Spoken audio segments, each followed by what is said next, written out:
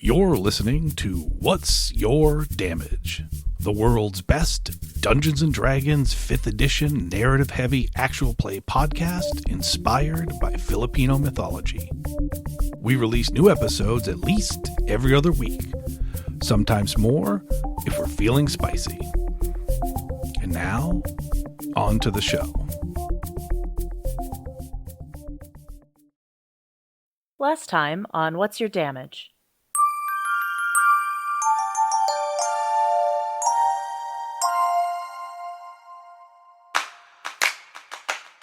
So you've got bad news and worse news? Is that what I'm understanding? If you have an item that is not from this plane that we can hold and maintain, she will give you access to the storehouse. That is a wild request. Oh, wait.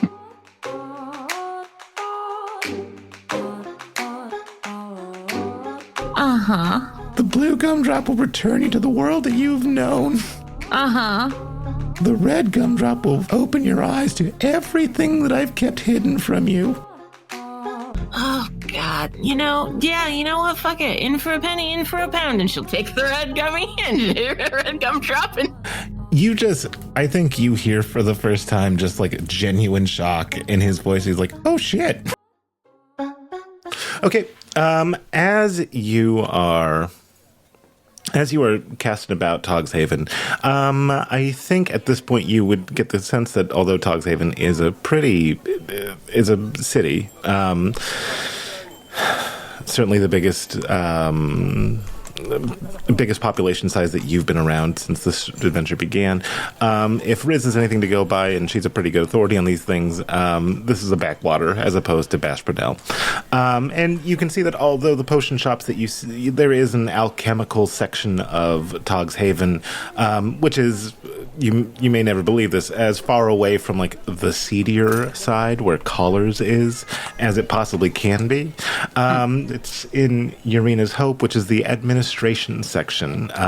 The shop owner last time had made mention that when it comes to buying books of wizarding, generally they like to have a sense of whom is learning what, in case there is a incredible necromantic lich that rises up. They can kind of see like, oh, so he did get started with Linux for hackers. That's interesting. So you do find that there are a couple of small shops here. I think the one that would probably be most pursuant to your particular interests, Wobbles, is not the food magic based shop called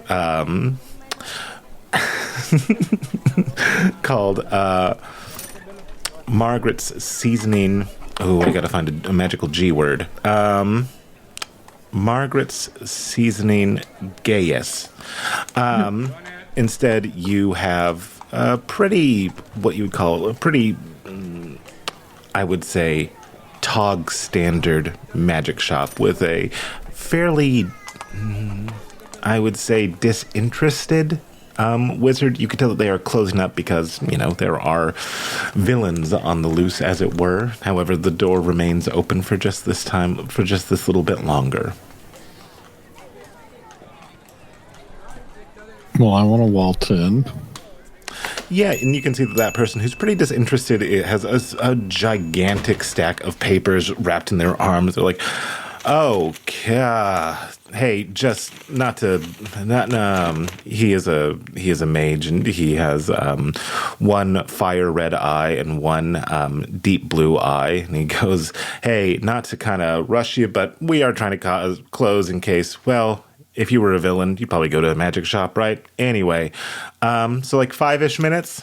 What do I do with this? He says as he puts the papers down on one desk, thinks about it, picks them back up, and goes behind the back counter and shoves this mess of papers, underneath a drawer or underneath the desk. I look for the enlarge potion, and seeing that they're like hey, no villains. Even though Wobbles wasn't like planning on doing anything too terrible with like a poison, he's like, no, I'm not even going to touch that with the vibes I'm getting from this place. Okay. Yeah, I I like that. So what you find is as you're looking around, you can see like you can see where there would be an enlarged potion. It's in the polymorphic section. You do see it. You can see that the price is listed as 55 gold pieces. As the overworked or the heterochromatic mage looks over to see you eyeing the enlarged potion. Oh yeah, that'll be good for it. Yeah, if you're interested in get a. No, what were you gonna say? What were you gonna say, huh? What were you gonna say? In case you want to look at the top of cabinets, that would be a good one. And then he's gonna pretend like he's writing some sort of like review-esque type thing in his just anywhere to like make this guy be like, ooh, maybe I need to give this guy a discount.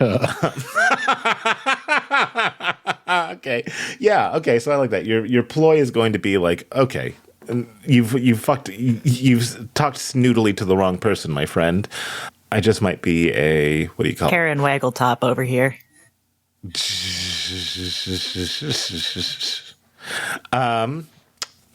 that case, yeah. In that case, Wobbles, give me a deception to see if you can, like, kind of get this guy to sweat a bit. Oh, fuck. I deceived that. Well, probably. Maybe he's super sharp. That's a 24. Yeah, that would be unusually sharp, and I'd say that with his, like, multiple distractions going on. Well, maybe he took a potion of detect lies. Ooh, that's what I want. I want a basically truth serum.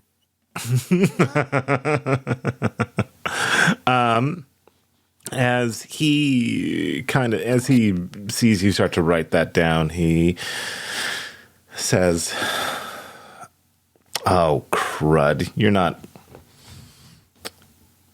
Oh, nothing. I'm not. Are you? Don't. You You're don't not even Sprite. have to worry about what I'm writing down. And then he kind of ends that sentence with a short little glare.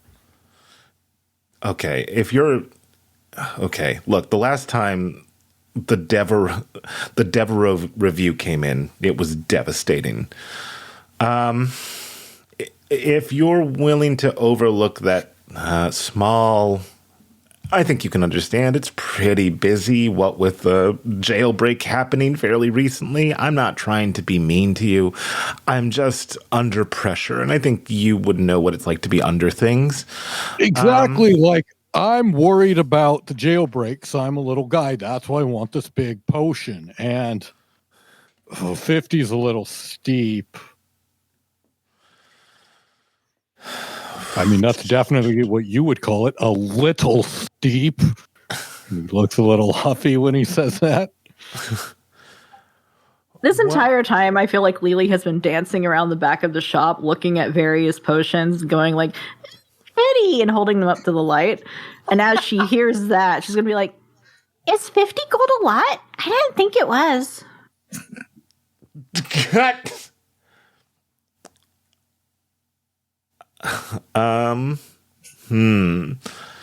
The man is now struck between that, and he's like kind of thinking about it as he, as his nose twitches, and he pulls out a handkerchief, and you can see gives a hearty blow.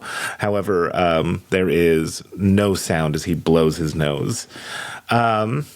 He takes a quick look at his handkerchief, just goes ooh, and tucks it back in. He goes, well, are you? I mean, you two did come in together. Can we work with 30? Can we work with 35 gold pieces for that. Yeah, I'll take that for 35. It was only a little mistake after all, and he winks at him. He kind of nervously, kind of like laughs in between, like, we're friendly, and I don't know if this is going to come back on me. And then I also want to look for a truth serum type or zone of truth, liquid form, whatever, and just healing potions. Yeah, the healing potions are pretty plentiful. So when it comes to the healing potions, those cost, let me get that up for you. Like the standard healing potion is like 50 gold pieces, greater restoration or greater healings, which is 4d4 plus 4 is a hundo. And then you can go to the potion of superior healing, which is about 5 hundo GPs. So those are pretty plentiful. Of course, the potion of healings, the bog standard 2d4 plus 2, that's going to be like 50 gold pieces, although you might be able to finagle with him. And does he have a truth serum or no? No, it looks like he does not proffer in truth serums. All right.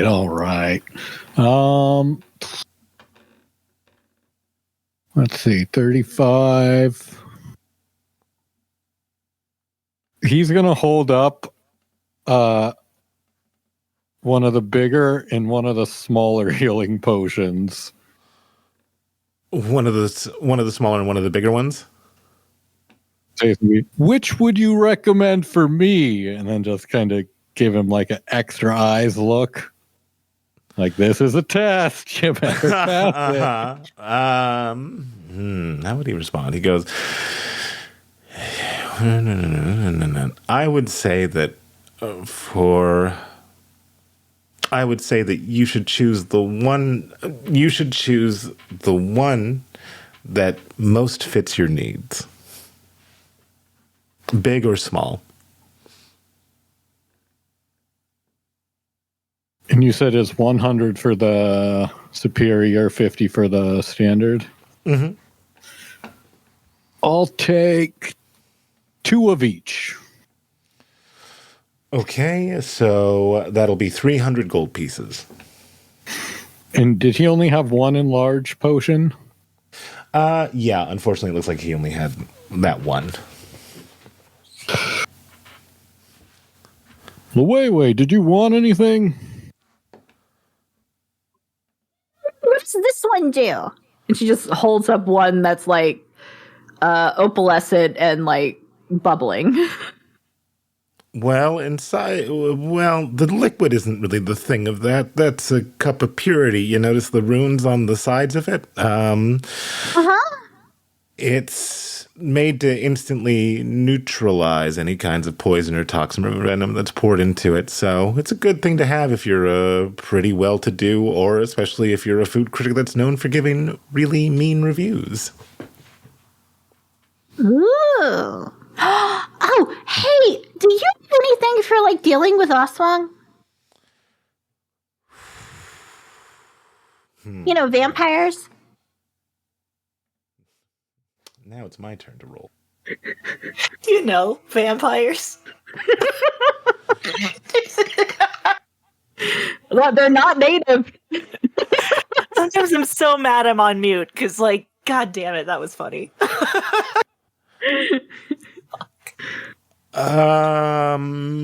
Do I? Like a salt bomb or something, you could just throw it at him.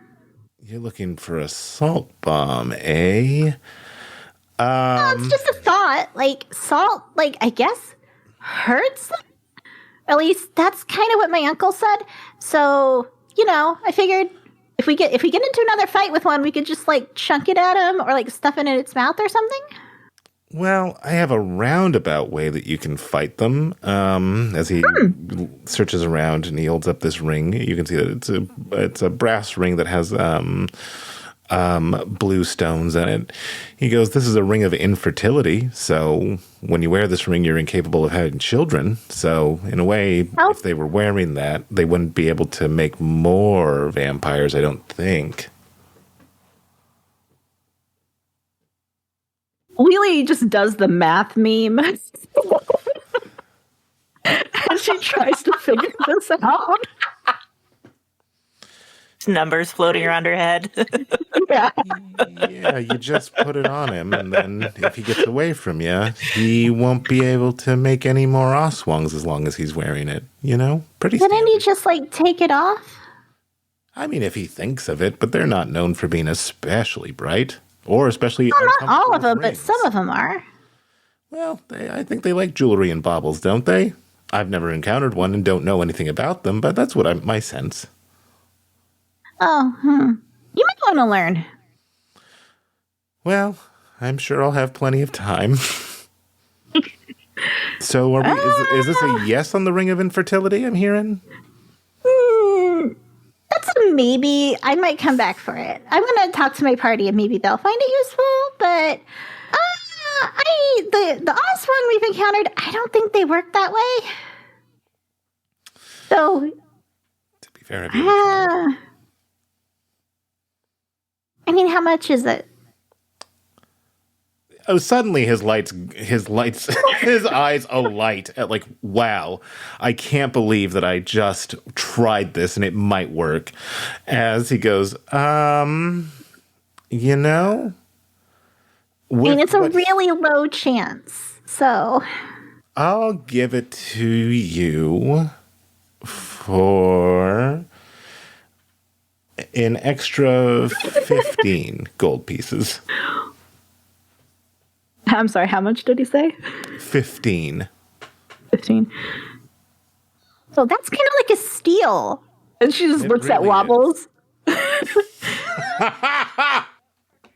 He says, "No, I'd pay for it," and quickly puts something back on the shelf, like as she's saying steal. That's why I asked, because, like, you have all of our money. Well, Riz has a lot of it. Oh, I mean, all of our money that's here right now, because, you know, Yeah, we have to yeah. go back to the tavern we'll and get then come it. back. And okay, yeah, put it in with the rest. And so that totals us at 350, I believe. It would be, because you got two of those. So 200, 300. It'd be 315, I think. Plus the 35. You're right. Yeah, 35. Yeah, so 350. You're right. Sweet. Well, I've got everything I wanted from here. Me too. She takes the ring and just like holds it up to the light. At least it's pretty. So I'm just going to put this in Wobbles' inventory while I'm thinking of it. Okay, so Wobbles, that should be added. And then Lily, I will whip up a Ring of Infertility for you. Thank you. Can it be something like Nuva's Ring of Infertility? Oh, Jesus Christ. Sadie, take an inspiration, please. Yes! Yeah, so I'll leave it to you to put a picture on this, but you have Nuva's, I said potion, my Ring of Infertility. I want to know what this guy's face is doing right now as he realizes he just somehow pulled this off. I mean, the heist of the cinch, basically, because as you can, he just, I mean, as far as he knows, he's provided incredible value for somebody who he suspects might be a magic shop reviewer, plus his little friend. He can't really discern what Lily and Wobbles are doing together, but he's like, as he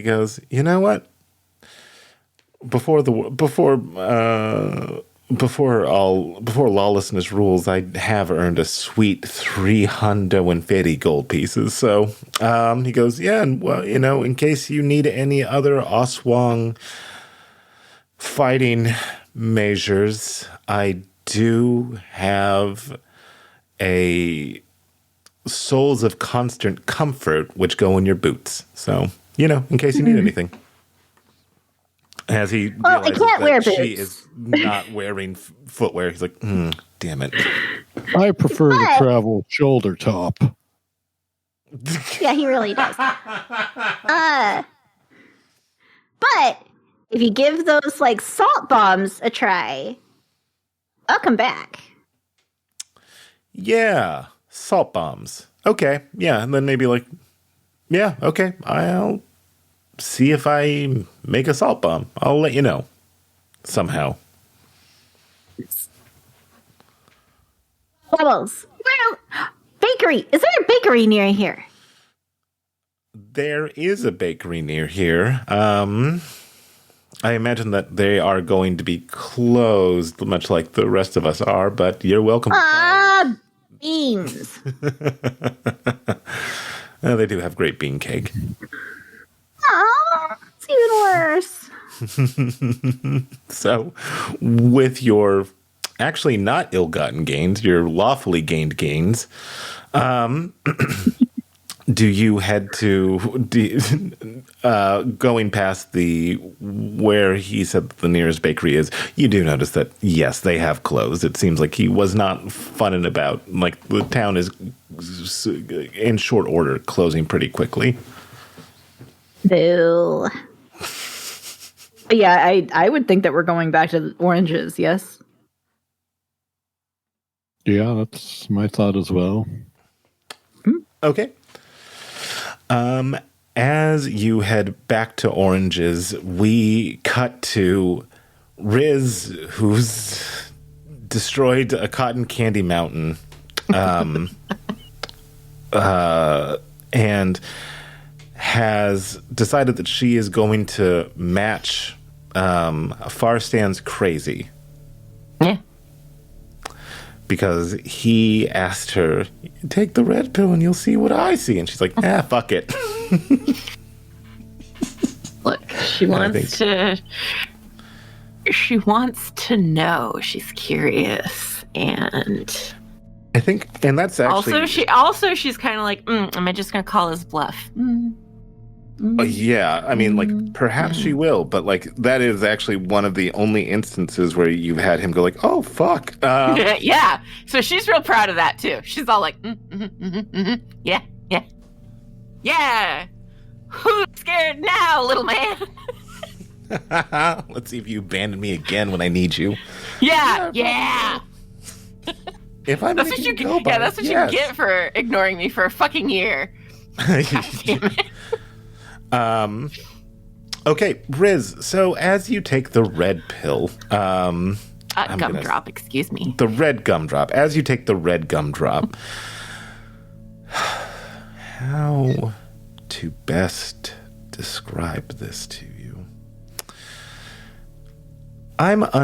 So one of the things that I'm really interested in is that there are, and this is a trait that's only accessible to women, is sometimes they can have an extra cone of color in their eye so that they can see gradations of color, more gradations of color than, the rest of us, the 3-cone jobbers. And so, Riz, the way that I am... casuals. Absolutely.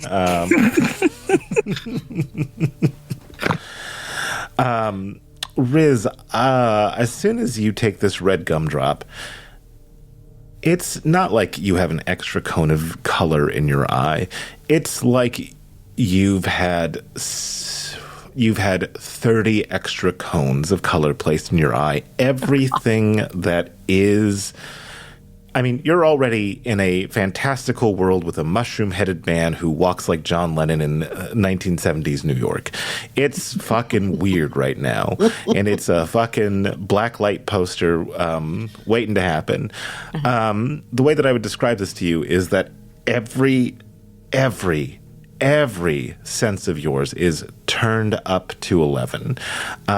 Colors are deeper. I'd say that you'd even... what's the word for this? It's not parallelism, but it's when somebody can experience a color as... Oh, synesthesia? Yes, synesthesia. Yeah. I would say that this is kind of what's happening to you right now as the red gumdrop is making its way through your system, in that all of your senses are harmonizing and one is influencing each other. Like and I'm going to guess that in this fantasy world, roughly their experiences are roughly human-based. We're human people who play this game. So this is going to... So you have different systems that do different things. What happens is that all of your systems are all interacting and reacting and absorbing and responding to each stimuli and thought. So you have a thought, and suddenly the world turns a little bit... What's a good Riz color? Suddenly the world turns a little bit more mohawk. It's that sort of like... Everything is extraordinary and maddening. And I'm going to actually have you make me a roll. This is a very seldom used mechanic in D&D as far as I can tell. But I am going to ask you to make me a sanity check. Okay, cool. Am I just going to roll a d20? There should be a... Or is there... I know there was before, but I don't know on the new page that I see a button for it. Because we used to have them. I remember seeing them. Yes, and I was like, one day I'll have somebody. I'll be honest. Somebody will do it. Now Kate gets to do it. I'll be honest. I was not thinking that it would be Riz, but I love that we're here. So, Trickster cleric. Listen. It makes sense. She's a cleric of Farstan, for fuck's sake. So yeah, let's just do a D20 and we'll determine from there. Okie dokie. Come on, let's roll that. Oh, that's an 11. Which is technically over 50%.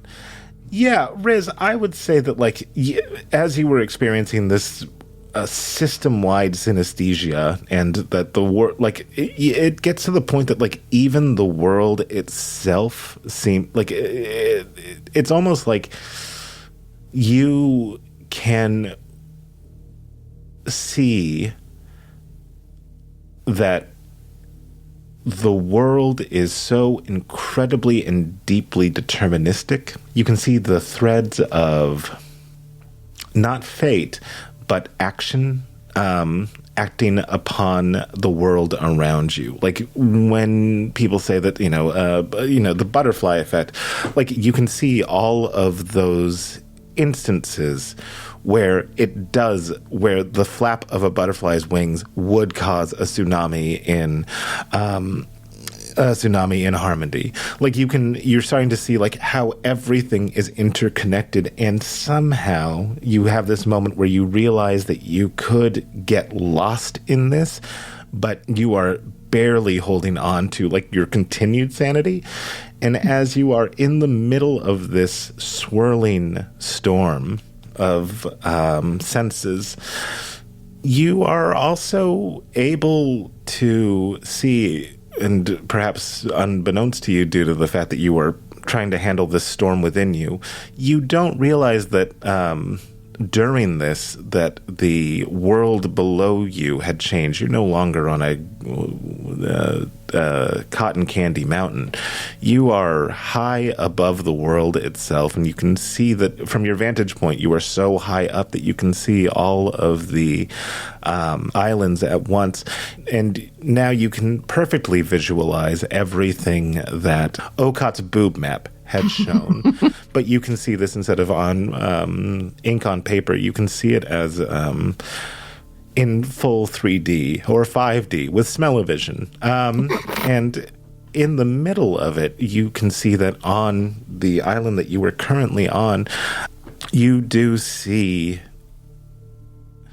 in Togs Haven a presence there that you know is your brother Rico.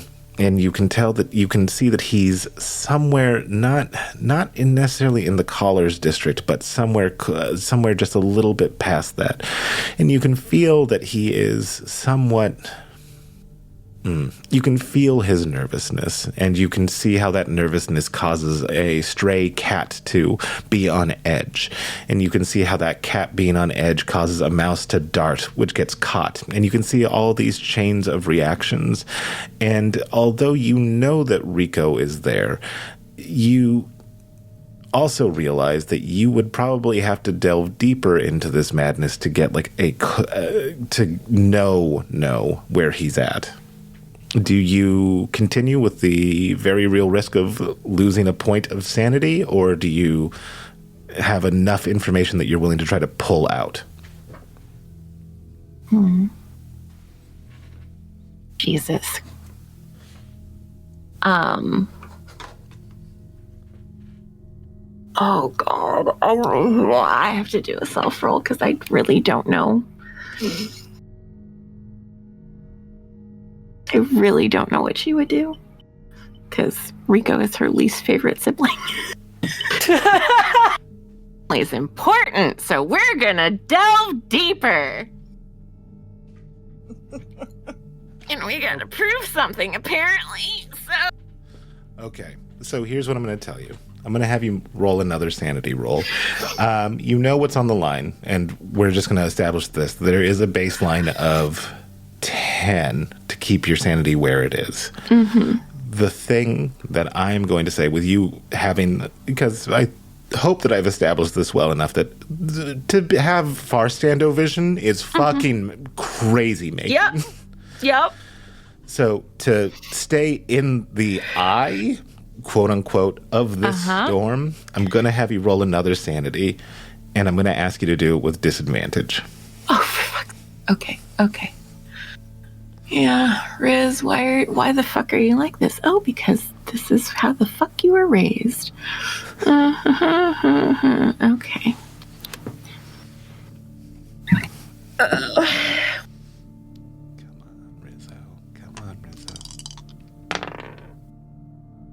Both sucked. So, hey, that was an 8 and a 3. Okay, so Riz, I'm going to ask you. You will not come out of this unmarked. Sure. How does the wobbles crazy? Not the wobbles. I'm sorry. How does the far standard? How does Riz's default look now have a bit more far stand in her? Oh God. Ray, do you want to help at all since you did the character design? What was the question? How has Riz been scathed by the far stand of it all? I mean, I would assume it would be a mental thing, not a physical thing, but... There's a physical marker, though. Oh, okay, there's a physical marker.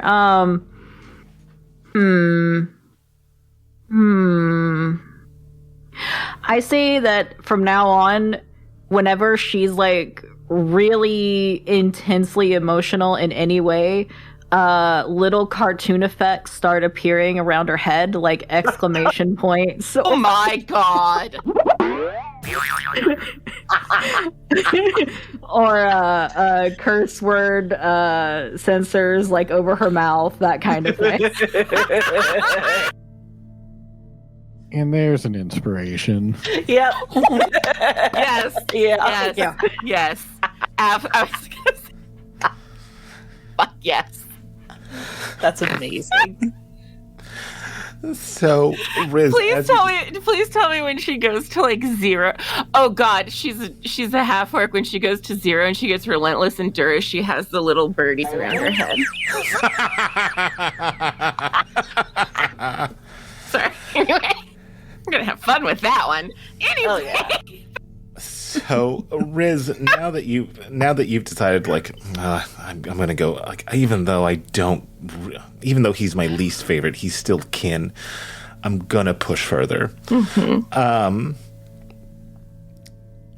Riz, as more of this Farstandian energy just suffuses you, you don't see this, but Farstan does. Which is all of a sudden like 3 red exclamation marks go up above your head as you keep going deeper in. With this ability to because the way that I like to imagine Farstand and why he's so fucked up is that he is able to see cause and effect. And he is able to see like how everything that he does changes everything else. That's why he's always so far away from realities that he tends to like, or ones that have stakes generally. Mm-hmm.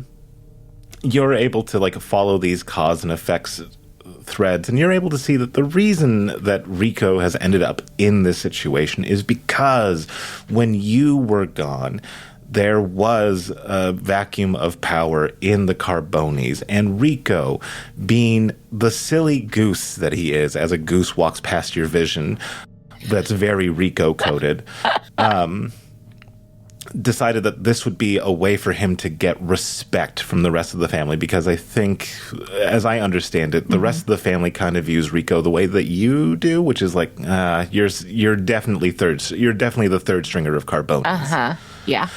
And so believing that this was his chance to like ascend, and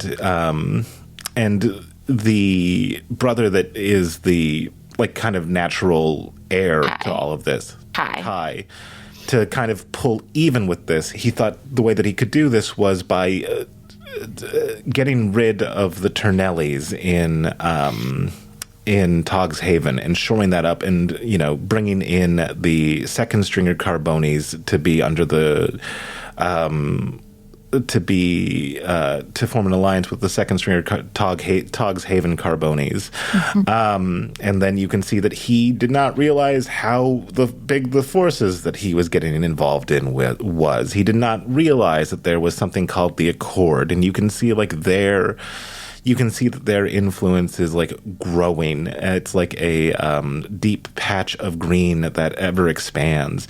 And he was caught up in those webs where his forces were overtaken by the Accord, and when they found out who they'd captured, they deemed him unworthy of their time and threw him to the winds, where he wound up with the Turnellis, whom, hoping it was the lost daughter,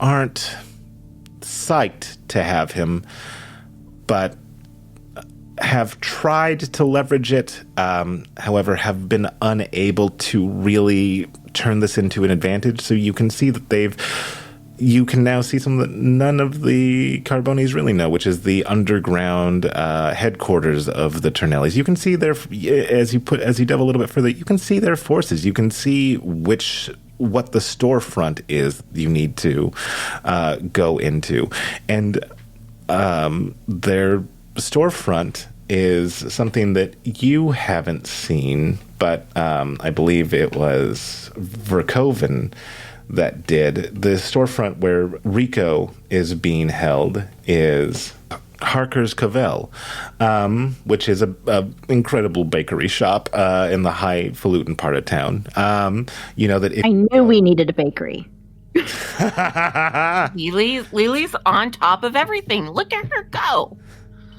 You know that by going to Harker's Cavell, suddenly you can see 700 versions of you going into Harker's Cavell. Some of them are you striding in like a avenging angel, destroying everything.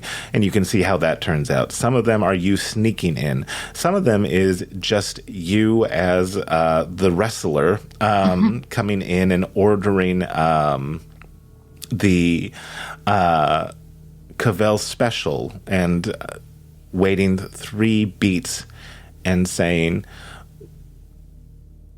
make that 2. And them responding and opening it for you, opening a latch in the back of the main dining hall, in the corner of the room where you can open what looks like a small key latch, no bigger than the size of a mouse hole, with a key. And in that key, you go to the back room, open the door to the left that's always out of service, and you find yourself deep in the central nervous system of the Turnellis. To get more information about Rico's whereabouts, you can delve deeper or you can stay there. What would you like to do? Or try our website at www.where'srico.com. I think Riz will call that good enough, since she knows his whereabouts exactly, has a good idea of what's there waiting, and possibly some ideas on how to get in. Well, one definite idea on how to get in. So, yeah, she'll call that good. As suddenly the whirlwind stops, the extra sensory senses that you've been going under suddenly end. However, the world continues spinning as you hear Firesand go like, okay, so just like stay with me. How was the ride? I'm gonna need...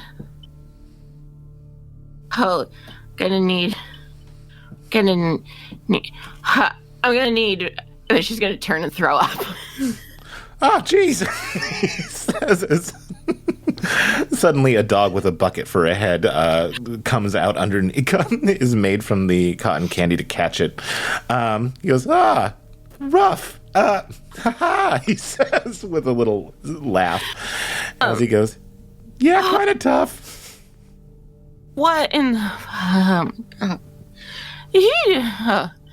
Sam, do you just live like that? Is that how you live all the time? Right now, that's what you have, like right now. Yeah, and since you're my cleric, you're the only one that gets to kind of see it. And if you keep using it, if things get low enough, that'll be just your everyday. Without the powers, unfortunately. Well, other powers, but Oh my. Okay. I don't know if I need to drink now or never drink again.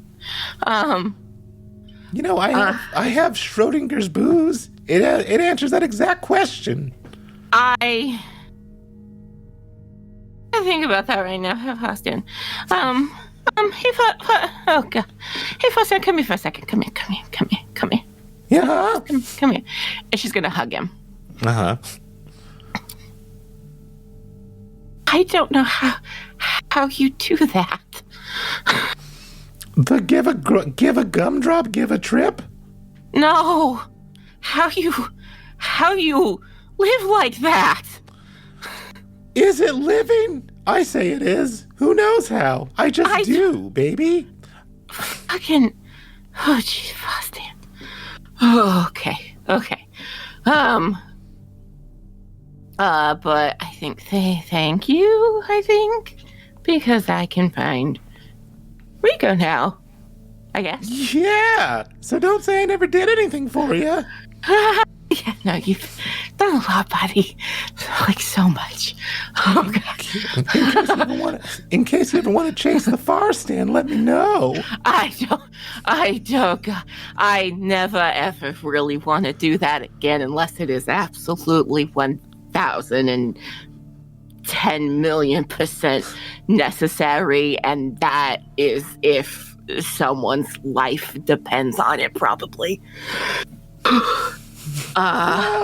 As you kind of see him look far away, you can see now, now seeing things briefly how he does, you can see him. You have a basic understanding that this is him doing that, following so many different threads all at once of cause and effect, trying to see what could possibly lead to a moment where you need to do this again. Oh, yeah. Yeah, that would definitely cause it. Okay. Oh, Faustian. Oh, okay. I'm, okay. Alright,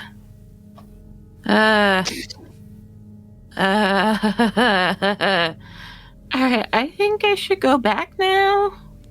Yeah, do you need like just a chill space to hang for a little bit? Just some water, some nice running water that isn't far standardized? Oh god, that would be so good. That'd be really nice. Worry, I got your 6. Yeah, that'd be so good. I mean, not that the candy place isn't nice, but it's a little much right now.